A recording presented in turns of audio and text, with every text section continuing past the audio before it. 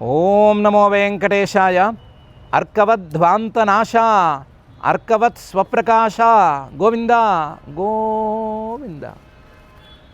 మథ్నామిదేవ భవసాగరమేన మద్య మిథ్యాభిమానకబలీకృతమానసస్సన్ తథ్యాత్మకం సుసుఖరూపముదాహరన్మే పథ్యం ప్రభో వితర భాగ అహో మయిత్వం అని అఖిలాండకోటి బ్రహ్మాండ నాయకుడు దేవదేవుడు శ్రీ వెంకటేశ్వర స్వామి వారిని భక్తిగా ప్రార్థించుకుంటూ శ్రీ శుక్ల వారు ఉపదేశం చేసిన శ్రీమద్ భాగవతం యొక్క అధ్యయన కార్యక్రమాన్ని మనం ప్రారంభించుకుందాము. యథాప్రకారం ప్రార్థనా శ్లోకాలను చదువుకుని మంగళాచరణం చేసుకుందాము. శ్రీ గురు ప్రార్థన.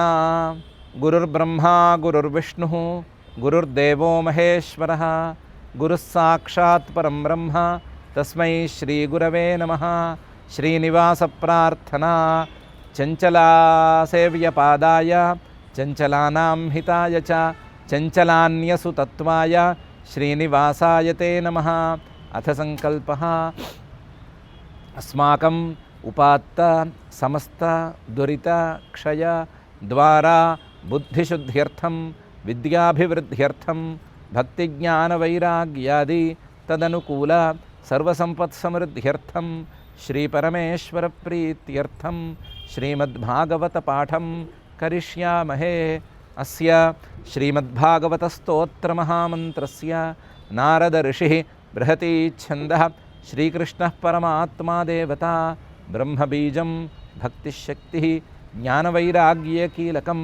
అస్మాకం శ్రీమద్భగవత్ప్రసాదసిద్ధ్యర్థే పాఠే వినియోగः ధ్యానం నారాయణాగుణసులక్షణసత్వమూర్తిం వ్యాసప్రసూతశుకపూజకపుణ్యపూర్తిం ప్రహ్లాదనాదరవచ శమితాంతరార్తిం సన్మందిరం విశతభాగవతం సుకీర్తిం. శ్రీ గురుభ్యో నమః. నారద మహర్షి గారు సన్యాసి ధర్మాలను గురించి చెప్తూ యతి ధర్మాలు అనే పేరు పెట్టి వాటిని గురించి చెబుతూ ఈ విషయంలో ఒక ఉపాఖ్యానం కూడా చెప్తాను అని ప్రారంభించబోతున్నారు. ఆ క్రమం అత్రాప్యుదాహరంతీమం ఇతిహాసం పురాతనం ప్రహ్లాదస్య చ సంవాదం మునే రాజగరస్య చ అనేటువంటి భాగంతో అత్రాపి అంటే పరమహంస ధర్మాల విషయంలో ఈ విషయంలో కూడా ఇతిహాసం ఉదాహరంతి ఒక జరిగిన కథను గురించి పెద్దలు చెప్తూ ఉంటారు. ఇతిహాసం పురాతనం ఎప్పుడో చాలా ప్రాచీన కాలంలో జరిగినటువంటి ఇతిహాసం ఇది. ఏంటంటే ప్రహ్లాదస్య చ సంవాదం మునే రాజగరస్య చ. ప్రహ్లాదుడు అజగరుడు లేదా అజగరుడు అనే పేరు గల ఒక మహానుభావుడు, వీళ్ళిద్దరికీ జరిగినటువంటి సంవాద రూపంలో ఉండేటువంటి ఒక నడిచిన కథను గురించి చెప్తారు. నేను దాన్ని నీకు కూడా చెప్తాను, జాగ్రత్తగా విను. అత్రాప్యుదాహరంతీమం ఇతిహాసం పురాతనం ప్రహ్లాదస్య చ సంవాదం మునే రాజగరస్య చ. ఈ అజగరుడు అనేటువంటి మహానుభావుడు ముని, మంచి మననం చేసినవాడు. ఆయన ప్రహ్లాదుడితో మాట్లాడిన మాటలు చాలా విలువైన మాటలు, వాటిని గురించి నేను చెప్తాను అని చెప్పి అసలు వీళ్ళిద్దరూ ఎలా కలిశారు అనే విషయాన్ని చెప్తున్నారు. తం శయానం ధరోపస్థే కావేర్యాం సహ్యసానుని రజస్వలైస్తనూదేశై నిగూఢామల తేజసం. ఈ అజగరుడు అనే పేరు గల మహానుభావుడు ఎక్కడో సహ్యసానుని, సహ్య పర్వతాల్లో, సహ్యాద్రి అని మనం పిలుచుకునేటువంటి పర్వతాలలో కావేరీ నది ప్రవహిస్తుంటే ఆ కావేరీ నదీ తీరంలో కావేర్యాం ధరోపస్థే కింద ఏమీ లేకుండా, ఓ చాపో లేకపోతే వస్త్రమో ఏమీ లేకుండా కటిక నేల మీద పడుకుని ఉన్నాడు. శయానం పడుకునున్నాడు, ధరోపస్థే నేల మీదే, కటిక నేల మీదే పడుకున్నాడు. ఆ కటిక నేల ఎక్కడిది అంటే కావేర్యాం, కావేరీ నదీ తీరంలో ఉండేటువంటి నేల. ఆ కావేరీ నదీ తీరం కూడా సహ్యసానుని, సహ్యాద్రి పర్వతాల్లో ఉంది. ఆయన ఎలా ఉన్నాడు చూడటానికి? రజస్వలైస్తనూదేశై, ఒళ్ళంతా మట్టి కొట్టుకుపోయి ఉన్నాడు. ప్రతి అవయవానికి మట్టి కొట్టుకుపోవటం అనేది స్పష్టంగా కనిపిస్తోంది. శరీరంలోని ఏ ప్రదేశము మట్టి కొట్టుకోకుండా లేదు, అలా ఉన్నాడు. రజస్వలైస్తనూదేశై. కానీ ప్రహ్లాదుడు లాంటి మహానుభావుడు చూస్తే మాత్రం లోపల ఈయనలో అంతర్నిహితంగా చాలా పెద్ద మహా తేజస్సు, జ్ఞాన తేజస్సు ఉంది అని కనిపెట్టగలిగేలాగా ఉన్నాడు. నిగూఢ అమల తేజసం, నిగూఢంగా లోపల అమల నిర్మలమైనటువంటి జ్ఞాన తేజస్సుని దాచుకుని ఉన్నాడు. వాళ్ళంతా మట్టి కొట్టుకుపోయిన మాణిక్యంలాగా ఉన్నాడు. ఎవరు పడితే వాళ్ళు కనిపెట్టలేరు. మట్టి కొట్టుకుపోయిన మాణిక్యాన్ని కేవలం రత్నశాస్త్రజ్ఞులు మాత్రమే కనిపెట్టగలరు. అలాగే ప్రహ్లాదుడు లాంటి మహానుభావులు మాత్రమే ఈయన యొక్క జ్ఞానాన్ని, ఈయన యొక్క జ్ఞాన తేజస్సుని కనిపెట్టగలరు. అలా ఉన్నాడు. తం శయానం రథోపస్థే కావేర్యాం సహ్యసానుని రజస్వలైస్తనూదేశైర్ నిగూఢామల తేజసం దదర్శ లోకాన్ విచరన్ లోకతత్వ వివిత్సయ వృతో మాత్యై కతిపయై ప్రహ్లాదో భగవత్ప్రియ. ప్రహ్లాదుడు ఒకరోజు లోక సంచారం చేస్తున్నాడు. లోక సంచారం ఎందుకు చేస్తున్నాడు అంటే, లోకాన్ విచరన్ లోకతత్వ వివిత్సయ, లోకంలో ఎలాంటి వాళ్ళు ఉన్నారు, లేదా లోకంలో ఎలాంటి మహానుభావులు ఉన్నారు, ఆ మహానుభావుల దగ్గర నుంచి మనం ఏమైనా తెలుసుకోవచ్చా, లేదా లోకంలో జరిగేటువంటి వ్యవహారాల ద్వారా మన ఆధ్యాత్మిక జ్ఞానాన్ని మనం పటిష్టం చేసుకోవచ్చా అనేటువంటి జిజ్ఞాసతో ఆయన తిరుగుతున్నాడు, లోకాల్లో సంచారం చేస్తున్నాడు. అందులో వృతోమాత్యై కతిపయై, తనకు చాలా నమ్మకంగా ఉండేటువంటి కొంతమందిని మాత్రమే, మంత్రులను మాత్రమే తీసుకొచ్చుకున్నాడు. తనలాగా ఆలోచించే కొంతమంది మాత్రమే కూడా ఉండేటట్టు చూసుకున్నాడు. అలాంటి వాళ్ళు చుట్టూ ఉండగా లోక సంచారం చేస్తున్నాడు. లోక సంచారం చేస్తున్నటువంటి భగవత్ప్రియ, భగవంతుడికి చాలా ప్రియమైన, భగవంతుడే ప్రియమైనటువంటి ప్రహ్లాదుడు ఆ మునిని చూశాడు. ఈ సందర్భంలో ఈ అజగరుడు అనేటువంటి మహానుభావుడు ప్రహ్లాదుడు అజగరుడు అనేటువంటి మహానుభావుణ్ణి చూడటం జరిగింది. దదర్శ లోకాన్ విచరన్ లోకతత్వ వివిత్సయ వృతోమాత్యై కతిపయై ప్రహ్లాదో భగవత్ప్రియ. కర్మణా ఆకృతిభిర్వాచా లింగైర్వర్ణాశ్రమాదిభిః న విదంతి జనాయం వై సోసావితి నవేతి చ. ప్రహ్లాదుడు ఒక్కడే కాబట్టి కనిపెట్టగలిగాడు, ఇంకెవ్వరైనా సరే కనిపెట్టలేరు. అలా ఉన్నాడు ఆయన అజగరుడు. కర్మణ, ఆయన చేసే ఏ పని కూడా ఈయన మహాజ్ఞాని అని తెలియజేసేటట్లు లేదు. ఆకృతిభి, ఆయన యొక్క ఆకారము, ఆయన యొక్క శరీర అవయవాలు ఇవేవి కూడా మహాజ్ఞాని అని అనిపించేట్టే లేవు. గట్టిగా లావుగా ఉన్నాడు, చాలా లావుగా ఉన్నాడు మనిషి. వాచ, ఆయన మాట్లాడే మాటలేవి ఆయన మహాజ్ఞాని అని పొరపాటును కూడా అనిపించనివ్వవు, అలా ఉన్నాయి. లింగై, ఆయనలో ఏ చిహ్నము కనిపించట్లేదు. ఆయన ఏ వర్ణానికి చెందినవాడు, బ్రాహ్మణ, క్షత్రియుడా, వైశ్యుడా, శూద్రుడా, ఎవ్వరికీ తెలియటం లేదు. ఆయన ఏ ఆశ్రమానికి చెందినవాడు, బ్రహ్మచార్య, గృహస్థ, వానప్రస్థుడా, యత, ఏమీ తెలియట్లేదు. ఏ చిహ్నము లేదు. లింగై వర్ణ ఆశ్రమ ఆదిభి. ఇది కాక అసలు ఈయనకి విద్య అనేది ఉందా, చదువుకున్నవాడైనా, కాస్తంత తెలిసినవాడైనా, తెలివి ఉన్నవాడైనా, ఆ చిహ్నం కూడా లేదు. ఏ చిహ్నము లేదు. లావుగా, ఇంత లావుగా హాయిగా పడుకున్నాడంతే. నవిదంతి జనాయం వై, ఎవ్వరికీ కనిపించట్లేదు, ఎవ్వరికీ అర్థమయ్యేటట్లు లేడు. సోసావితి నవేతి చ, ఎవరైనా ఒకసారి చూస్తే మళ్ళీ ఇంకోసారి చూసినప్పుడు కూడా ఇంతకుముందు చూసింది ఈయనేనా, లేదా ఇంకొక మనిషినా, ఆయనలాగా ఈయనున్నాడా అని కూడా అనిపించేట్లు లేడు. ఒకసారి చూసినా సరే మళ్ళీ గుర్తుపట్టేటట్లు కూడా లేడు, అలా ఉన్నాడు. అలా ఎవ్వరికీ కనిపించకుండా నివురు కప్పిన నిప్పల్లి అలా కాలక్షేపం చేస్తున్నాడు ఆయన. ఆయన్ని ప్రహ్లాదుడు ఒక్కడే కనిపెట్టగలిగాడు, కనిపెట్టాడు. కర్మణా ఆకృతిభిర్వాచా లింగైర్వర్ణాశ్రమాదిభిః న విదంతి జనాయం వై సోసావితి నవేతి చ. తం నత్వాభ్యర్చ్య విధివత్ పాదయో శిరసా స్పృశన్ వివిత్సుః ఇదమప్రాక్షీత్ మహాభాగవతో సురః. మహాభాగవత, భగవద్భక్తుడు, సామాన్యుడి కాడు ప్రహ్లాదుడు, భగవంతుడికి చాలా ప్రియమైనవాడు. అందువల్ల చూడంగానే ఈయన మహాజ్ఞాని అని కనిపెట్టేశాడు. కనిపెట్టి ఏం చేశాడు, తం నత్వా, ముందు అసలుకి ఆయనకి దండం పెట్టేశాడు. అభ్యర్చ్య, ఆయన్ని పూజించాడు, మాటలతో గౌరవించాడు. విధివత్, చాలా విధి విధానం ప్రకారమే చేసుకున్నాడు. ఆ నత్వా అభ్యర్చ్య కూడా ఏదో చిన్న పద్ధతిలో ఏం చేయలేదు. పాదయోహో శిరసా స్పృశన్, ఆయన రెండు కాళ్ళకి తన తలకాయ తగిలేటట్లుగా నమస్కారం చేశాడు. ఆయన 2 కాళ్ళకి తలకాయ తగిలేటట్లుగా నమస్కారం చేసి పాద నమస్కారం చేసేసి ముందు మీరు మహాజ్ఞాని అని నేను కనిపెట్టేశాను అని ఆయనకి చెప్పేసి ఆయన యొక్క జ్ఞానాన్ని ఆయన గుర్తించి ఆయన్ని గౌరవించేసేసాడు. తం నత్వా అభ్యర్చ్య విధివత్ పాదయో శిరసా స్పృశన్.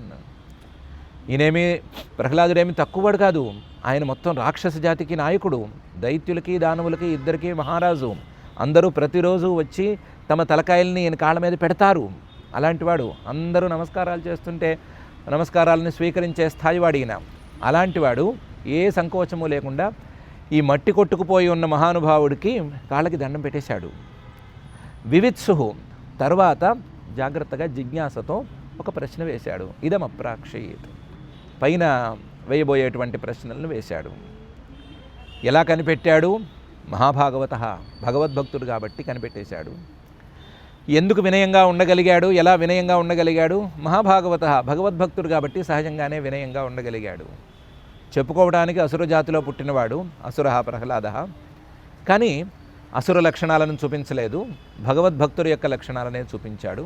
ఆ చూపించి ఆయనకి దండం పెట్టాడు. తన్నత్వాభ్యర్చ్య విధివత్ పాదయో శిరసా స్పృశన్ వివిత్సురిదమప్రాక్షీత్ మహాభాగవతో సుర. ఏమని అడిగాడు? బిభర్షికాయం పీవానం సోద్యమో భోగవాన్ యథా విత్తంచైవోద్యమవతాం భోగో విత్తవతామిహ భోగినాం ఖలు దేహోయం పీవా భవతి నాణ్యత అని అడిగాడు. స్వామి, నిన్ను చూస్తే మహాజ్ఞాని అని తెలిసిపోతోంది, అందులో ఏం నాకు డౌట్ లేదు, అందుకనే కదా దండం కూడా పెట్టాను. కానీ ఇంత లావుగా ఎందుకున్నావు నువ్వు?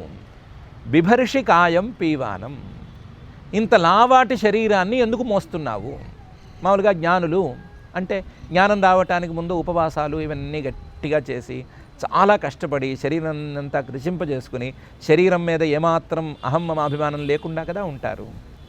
సహజంగా అంటే మామూలుగా అందరూ కూడా సన్నగా ఉంటారు అని కదా ఒక ఇది ఉంది. అది లేకుండా నువ్వు ఎందుకు లావుగా ఉన్నావు? నిన్ను చూస్తే ఎవరైనా భ్రమపడేందుకు కూడా అవకాశం ఉంది. సోద్యమో భోగవాన్ యథ, ఏదో బాగా కష్టపడి సంపాదించి సోద్యమ భోగవాన్, ఆ సంపాదించిందంతా బాగా మెక్కేసినట్లుగా ఉంది. భోగవాన్ అనుభవించేసేసి ఆ అనుభవానికి కావాల్సినట్లుగా సోద్యమ బాగా ఉద్యమం చేసినట్లు, బాగా శ్రమ చేసినట్లు ఉంది. అందువల్ల శ్రమ చేసి భోగాలను అనుభవించినట్లుగా నువ్వెందుకు కనిపిస్తున్నావు? ఇలాంటి లావాటి శరీరాంతో ఎందుకున్నావు అని అడిగాడు. దానికి ఆయన అన్నాడు, ఏమయ్యా లావుగా ఉండకూడదా? లావుగా ఉండటం ఏమన్నా తప్ప? లావుగా ఉంటే వాడికి ఏమన్నా బ్రహ్మజ్ఞానం అందదు అని ఏమన్నా రాజ్యాంగంలో రాశారా? ఇవేం ప్రశ్న? పెద్దవాడు ఏదో పెద్ద మనిషి వచ్చి దండం పెట్టావంటే ఏదో అడగనిస్తుంటే నువ్వు లావుగా ఎందుకుంటున్నావు అని అడగచ్చా అన్నాడు. అంటే ఈ మహారాజు గారు అన్నాడు, కాదు, నాకు లోకరీతి తెలుసు. అసలు ఎవరైనా సరే భోగాన్ని అనుభవిస్తే వాళ్ళ శరీరం లావుగా ఉంటుంది. ఇన్ జనరల్ అబ్జర్వేషన్ ఇది. భోగినాం ఖలు దేహోయం, భోగినాం బాగా భోగాలను అనుభవిస్తే ఉన్నదంతా బాగా తినేస్తే వాళ్ళ శరీరం పీవా భవతి, లావుగా ఉంటుంది. నాణ్యత, సామాన్యంగా మామూలు కండిషన్స్లో భోగాలను అనుభవించని వాళ్ళ యొక్క శరీరాలు పెద్దగా లావుగా ఉండకపోవచ్చు, సన్నగా ఉండేందుకు అవకాశం ఉంది. భోగాలను అనుభవించాలంటే భోగ విత్తవతాం ఇహ, ఈ లోకంలో ఎవరికైతే డబ్బు ఉంటుందో వాళ్ళే భోగాలను అనుభవించగలరు, డబ్బులు లేని వారు భోగాలను అనుభవించలేరు. మరి డబ్బు ఎక్కడి నుంచి వస్తుంది? విత్తంచైవ ఉద్యమవతాం, ఏదో ఒక ప్రయత్నం చేసిన వారికే విత్తం అనేది వస్తుంది. కాబట్టి విత్తంచైవ ఉద్యమవతాం, డబ్బులు రావాలి అంటే ఏదో ఒక పని చేయాలి, డబ్బులు పని చేస్తేనే వస్తాయి, డబ్బులు వస్తేనే భోగం అనేది కుదురుతుంది. భోగో విత్తవతాం ఇహ, భోగాలను అనుభవిస్తేనే భోగినాంఖలు దేహోయం పీవా భవతి, వాళ్ళ శరీరం లావుగా ఉంటుంది. నాణ్యత, వేరే రకంగా ఇది కుదరదు. వేరే రకంగా కుదరదు అంటే పని చేయకుండా డబ్బులు రావు, డబ్బులు లేనిది భోగాలు లేవు, భోగాలు అనుభవించందే ఇంత లావాటి శరీరం రావడానికి అవకాశం లేదు. ఇది జనరల్ అబ్జర్వేషన్ కదా, కాబట్టి దాంతో అడుగుతున్నాను అని అడిగాడు. బిభర్షికాయం పీవానం సోద్యమో భోగవాన్ యథా విత్తంచైవోద్యమవతాం భోగో విత్తవతామిహ భోగినాంఖలు దేహోయం పీవా భవతి నాన్యథా నతే శయానస్య నిరుద్యమస్య బ్రహ్మన్నుహార్థో యత ఏవ భోగః అభోగినోయం తవ విప్రదేహ పీవా యతస్తద్వదనః క్షమం చేత్. కానీ నువ్వు భోగాలను అనుభవించి శరీరాన్ని లావుగా చేసుకున్నావు అంటే నమ్మబుద్ధి కావటం లేదు. ఒకవేళ నువ్వే ఈ మాట చెప్పినా సరే నేను నమ్మేట్టుగా లేను. శయానస్య పడుకునున్నావు, నిరుద్యమస్య ఏ ప్రయత్నము లేకుండా ఉన్నావు, చూస్తే తెలుస్తోంది. బ్రహ్మజ్ఞానం నీకు కలిగింది అని చూస్తే ఖచ్చితంగా అర్థమైపోతోంది. ఈ విషయంలో ఏమాత్రం సందేహం లేదు, నిశ్చయం. ఇది ప్రసిద్ధం కూడాను. బ్రహ్మజ్ఞానులు ఎవరు ఏ ప్రయత్నము చేయరు, ఏ రకంగానూ భోగాల వైపు మళ్ళరు అనేది ప్రసిద్ధం కూడా. అర్థ యత ఏవ భోగ, నీకు భోగం అనే దాని ప్రసక్తే లేదు. ఎందుకంటే ఈ సృష్టిలో ఉండేటువంటి ఏ వస్తువుతోనూ నీకు ప్రయోజనం అనేదే లేదు. బ్రహ్మజ్ఞానమే అందుకున్న వాడికి, మొహం చూస్తేనే నాకు అర్థమైపోతుంది కదా, బ్రహ్మజ్ఞానమే అందుకున్న వాడికి ఈ సృష్టిలో ఉండే ఏ వస్తువుతోనూ ప్రయోజనం అనేదే లేదు. ప్రయోజనమే లేని కాడికి దాంతో భోగం ఎక్కడి నుంచి వచ్చాను? భోగం అనేది నీకు లేనే లేదు. అభోగినోయం, భోగం లేదు కానీ తవ నీ యొక్క ఈ దేహ శరీరం విప్ర ఓ విద్యావంతుడా పీవా భవతి లావుగా ఉంది. యతః ఏ కారణంతో ఇది ఇలా ఉంది అనే విషయం తద్వద నాకు చెప్పు. అందులోనూ నహ క్షమం చేత్, నేను అడిగిన ప్రశ్నకు సమాధానం వినటానికి నేను యోగ్యుణ్ణి అని నువ్వు అనుకుంటే ఓ మహానుభావ నువ్వు దానికి సమాధానం చెప్పు అని అడిగాడు. వినయంలో చిన్నపాటి తేడా కూడా రాకుండా, నీకా ఈ ప్రాపంచిక విషయాల మీద ఏ దృష్టి లేదు, బ్రహ్మజ్ఞానం నీకు అంటింది. మరి దృష్టి లేని వాడికి భోగం అనే ప్రసక్తి రాదు. భోగం లేకపోతే శరీరం ఎందుకు ఇంతలావుగా ఉంది అని అడిగాడు. నతే శయానస్య నిరుద్యమస్య బ్రహ్మన్నుహార్థో యత ఏవ భోగః అభోగినోయం తవ విప్రదేహ పీవ యతస్తద్వదనః క్షమం చేత్. కవి కల్పో నిపుణదృక్ చిత్రప్రియకథ సమః లోకస్య కుర్వతః కర్మ శేషే తద్వీక్షితాపివా. ఇంకో విచిత్రమైన ప్రశ్న వేయాలి నిన్ను, చాలా విచిత్రమైన ప్రశ్న వేయాలి. కవి నిన్ను చూస్తే తెలివైన వాడివి అని నేను కనిపెట్టగలను. నీకు ఒకవేళ బ్రహ్మజ్ఞానం లేదు అని మాట అనుకున్నట్లయితే, బ్రహ్మజ్ఞానం లేకపోతే పోనీ కనీసం నీకు తెలివి బాగా ఉంది. కవి కల్ప, నిన్ను చూస్తే తెలుస్తోంది కాళ్ళు చేతులు సక్రమంగా పనిచేస్తున్నాయి నీకు. కల్ప, కాళ్ళు చేతులు ఆడించుకుని ఏదో ఒక కూలో నాలో చేసుకునేందుకు నీకు యోగ్యత ఉంది. కల్ప నిపుణ దృక్, నీ చూపులు నీ ఆలోచన తీరు కనిపెట్టగలిగితే, నీ చూపులను బట్టి నీ ఆలోచన తీరుని కనిపెట్టగలిగితే నిపుణ దృక్, నీ ఆలోచన సక్రమంగా సాగుతుంది అని నిర్ణయం కలుగుతోంది. ఒక రాజుగా ఇన్ని వేల మందిని రోజుకు చూసేవాడిని నేను చూసి నేను కనిపెట్టగలను. చిత్రప్రియ కథ సమః, నువ్వు నోరు తెరిస్తే ఎదుటి వాళ్ళని ఆకర్షించేటువంటి, ఎదుటి వాళ్ళకి విచిత్రంగా అనిపించి ఎదుటి వాళ్ళని ఆకర్షించే టైపులో కథలు చెప్పగలవు, మాట్లాడగలవు అని తెలుస్తోంది. నాకు అర్థమవుతోంది నేను చూస్తేనే. చిత్రప్రియ కథ నువ్వు. సమహ, అందరినీ సమదృష్టితో మాత్రం చూస్తున్నావు. ఎవరో వస్తే వాళ్ళని ఆకర్షించాలని అనుకోవటం, లేదా ఎవరైనా కాస్త పనికొచ్చేవాడు వస్తే వాడికి ఎక్కువ మాట్లాడి వాడిని ఎక్కువ ఇంప్రెస్ చేద్దాం అనుకోవటం, ఈ పనులు ఏం చేయట్లేదు. కానీ అందరినీ సమంగా చూస్తున్నావు. కానీ నువ్వు నోరు తెరిస్తే చాలా చక్కగా మాట్లాడగలవు అని అనిపిస్తోంది నాకు. ఇది కాక లోకస్య కుర్వతః కర్మ, లోకంలో అందరూ పనులు చేసుకుంటూనే ఉన్నారు అని నువ్వు చూస్తూనే ఉన్నావు కదా. శేషే, నువ్వు మాత్రం వాళ్ళు పని చేస్తూ ఉండగా, స్నానాలకు వస్తున్నారు కొంతమంది, చేపలు పట్టుకుంటున్నారు, ఆ పనులు చేస్తున్నారు, ఈ పనులు చేస్తున్నారు, గడ్డి కోసుకుంటున్నారు, వీళ్ళందరూ ఈ పనులన్నీ చేస్తున్నా సరే ఆ పనులన్నీ చూస్తూ కూడా నువ్వు లోకస్య కుర్వతః కర్మ శేషే, ఏ పని చేయకుండా పడుకున్నావేంటి? తద్వీక్షత, అది చూస్తున్నా సరే నువ్వేం పని చేయకుండా ఉన్నావేంటి? అదిలా కుదురుతుంది. నువ్వు బ్రహ్మజ్ఞానివే కాకపోతే, తెలివైన వాడివే అయితే, సమర్థుడివే అయితే, నోరు తెరిస్తే మంచి మాటలు రాగలిగితే, అందరినీ సమంగా చూడగలిగిన మహానుభావుడివే అయితే, గొప్పవాడివే అయితే, నీ చుట్టూ ఉండే ఇంతమంది పనులు చేస్తూ ఉంటే వాళ్ళలాగా లేచి నేను కూడా పని చేయాలని నువ్వు ఎందుకు అనుకోవటం లేదు? ఎందుకు అనుకోవటం లేదు అని దానికి సమాధానం చెప్పు. దానికి సమాధానం చెప్తే నువ్వు బ్రహ్మజ్ఞానమో కాదో సుఖంగా తేలిపోతుంది అని ప్రహ్లాదుడు అడిగాడు. కవి కల్పో నిపుణదృక్ చిత్ర ప్రియకథ సమహ లోకస్య కుర్వతః కర్మ శేషే తద్వీక్షితాపివా అనే ఈ శ్లోకంలో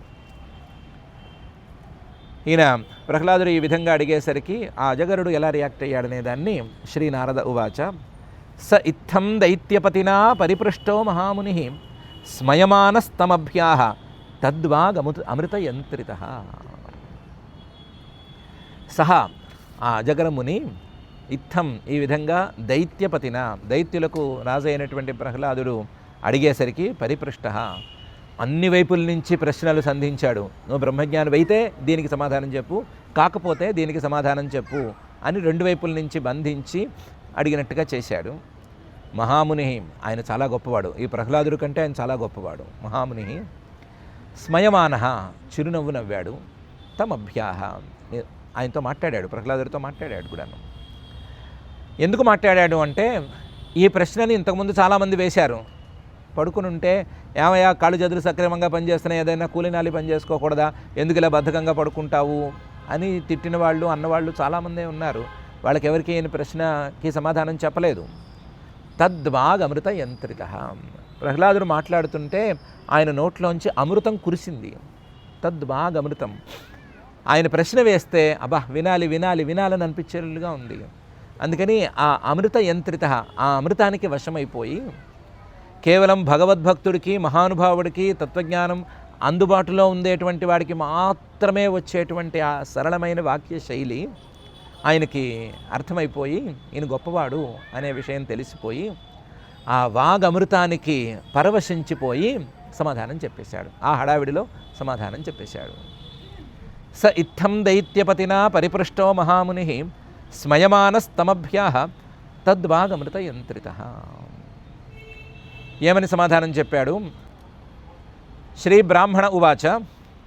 వేదేదమసురశ్రేష్ఠ భవాన్నన్వార్యసమ్మత ఈహోపరమయోర్నృణాం పదాన్ని అధ్యాత్మచక్షుష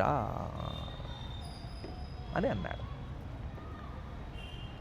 అసురశ్రేష్ఠ, వచ్చినవాడు నువ్వు ప్రహ్లాదుడు అని నాకు కూడా తెలుసు నాయన, నువ్వు చెప్పుకోనక్కర్లేదు.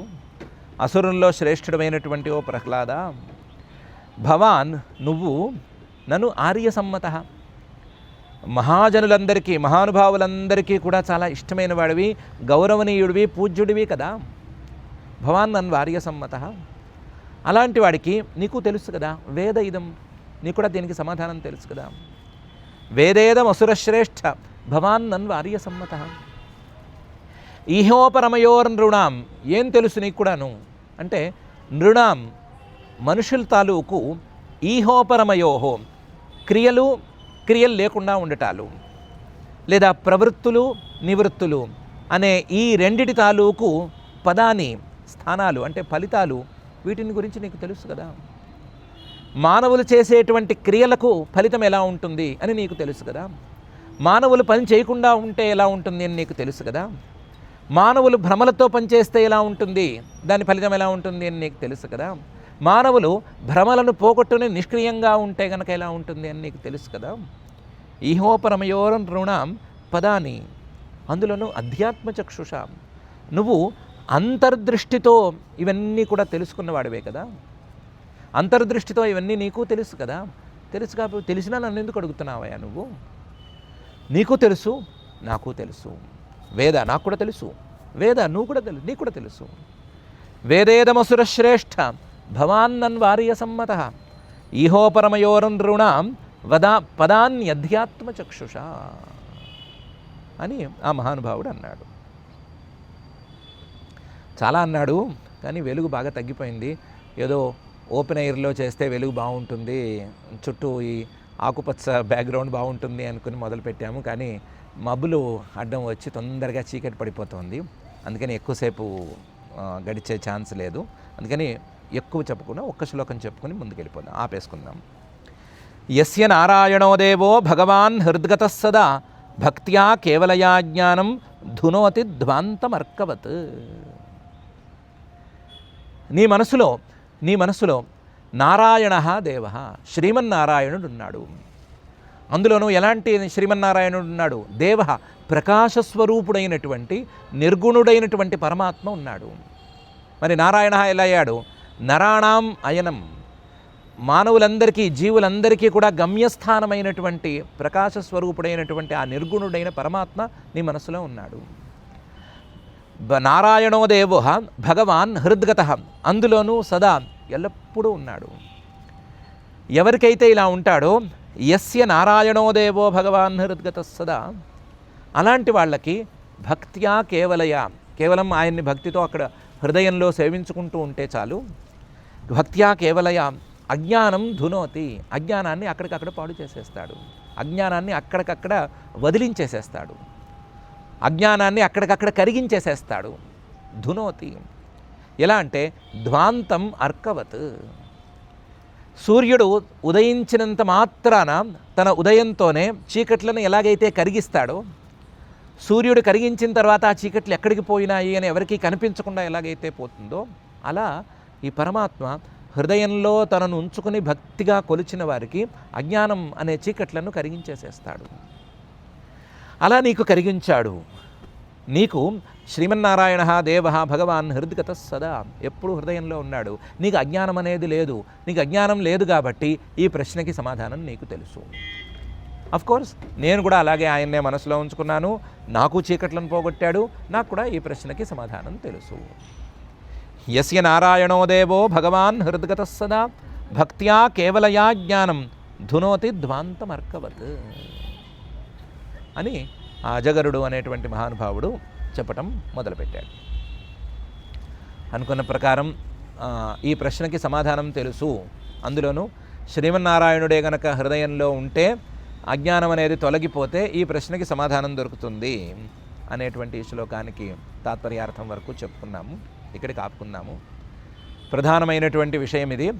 శ్రీమన్నారాయణుడే గనక ఆ దేవ, ఆ ప్రకాశస్వరూపుడే గనక హృదయంలో ఉంటే, అందులోనూ భక్తితో ఆయన్ని హృదయంలో కొలుచుకుంటూ ఉంటే గనక అజ్ఞానం అనేటువంటి చీకట్లు తొలగిపోతాయి అనేటువంటి ప్రధానమైన విషయాన్ని మాత్రమే మనం పట్టుకుందాము. మిగతా ఇప్పుడు మన దృష్టికి మహానుభావులు ఎవరైనా ఉంటే వాళ్ళని కనిపెట్టగలమా? ప్రహ్లాదుడు కనిపెట్టినంత సులభంగా మనం కనిపెట్టగలమా? లాంటి పరీక్షలు మనం చేసుకోలేము. కనిపెట్టగలగచ్చు, కనిపెట్టలేకపోవచ్చు. లేదా కనిపెట్టామనుకుని లేని వాళ్ళని కనిపెట్టి ప్రమాదాన్ని కొని తెచ్చుకోవచ్చు. కాబట్టి అలాంటి విషయాల మీద ఎక్కువ దృష్టి పెట్టద్దు. మనం కేవలం యస్య నారాయణో దేవో భగవాన్ హృద్గత సదా భక్త్యా కేవలయా జ్ఞానం ధునోతి ధ్వాంతమర్కవత్ అనేటువంటి విషయాన్ని మనసులో పెట్టుకుందాము. అలా మనసులో పెట్టుకుని ఈ విషయాన్ని మనసులో పెట్టుకుని ఆ శ్రీమన్నారాయణుణ్ణి మనసులో ఎలా ఉంచుకోవాలి అనే విషయం మీదే ఆలోచన చేసుకుంటూ ఉందాము. మనకి మనసులోకి ప్రవేశించి మన మనసుల్లో ఉండేటువంటి అజ్ఞానాన్ని మొత్తాన్ని తొలగించవలసిందిగా ఆ శ్రీమన్నారాయణుడు, ఆ దేవుడు, ఆ అఖిలాండకోటి బ్రహ్మాండ నాయకుడు, ఆ వెంకటేశ్వర స్వామివారు, ఆయన్నే భక్తిగా మనం ప్రార్థించుకుందాము. ఆ ప్రార్థనతో ఈరోజుకి పారాయణ కార్యక్రమం చేసుకుందాము. అథ శ్రీమద్భాగవతే పారమహంస్యాం సంహితాయాం సప్తమస్కంధే త్రయోదశాధ్యాయే శ్లోకాః అత్రాప్యుదాహరంతీమం ఇతిహాసం పురాతనం ప్రహ్లాదస్య చ సంవాదం మునే రాజగరస్య చ తం శయానం రథోద్ధరోపస్థే కావేర్యాం సహ్యసానుని రజస్వలైస్తనూదేశైః నిగూఢామలతేజసం దదర్శలోకాన్ విచరన్ లోకతత్వవివిత్సయా వృతో మాత్యైః కతిపయైః ప్రహ్లాదో భగవత్ప్రియః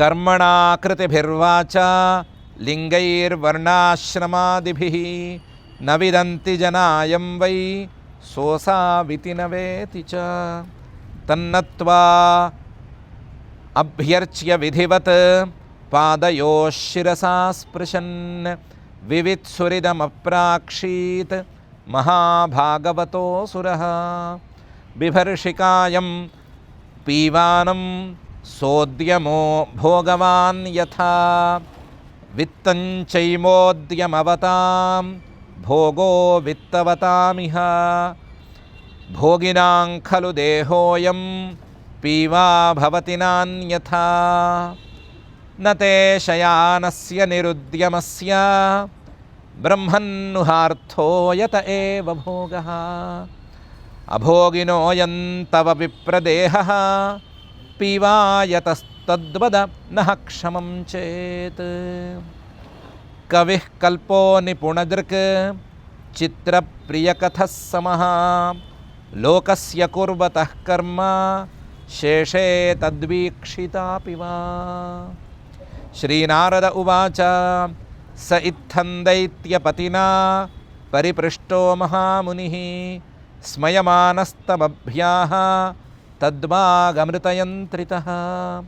శ్రీబ్రాహ్మణ ఉవాచ వేదేదమసురశ్రేష్ఠ భవాన్నన్వార్యసమ్మతః ఈహో పరమయోర్నృణాం పదాన్యధ్యాత్మచక్షుషా యస్య నారాయణో దేవో భగవాన్ హృద్గతః సదా భక్త్యా కేవలయా జ్ఞానం ధునోతి ధ్వాంతమర్కవత్. ఇతి శ్రీమద్భాగవతే పారమహంస్యాం సంహితాయాం సప్తమస్కంధే త్రయోదశాధ్యాయే శ్లోకాః. అథ క్షమా ప్రార్థనా యదక్షరపదభ్రష్టం మాత్రాహీనం చ యద్భవేత్ తత్సర్వం క్షమ్యతాం దేవ నారాయణ నమోऽस्तु. అథ భగవత్సమర్పణం కాయేన వాచా మనసేంద్రియైర్వా బుద్ధ్యాత్మనా వా ప్రకృతే స్వభావాత్ కరోమి యద్యత్ సకలం పరస్మై నారాయణాయేతి సమర్పయామి. అథ లోకక్షేమ ప్రార్థనా సర్వే భవంతు సుఖినః సర్వే సంతు నిరామయాః సర్వే భద్రాణి పశ్యంతు మా కశ్చిద్ దుఃఖభాగ్ భవేత్. అథ మంగళం శ్రియః కాంతాయ కళ్యాణ నిధయే నిధయేర్థినాం శ్రీవేంకటనివాసాయ శ్రీనివాసాయ మంగళం.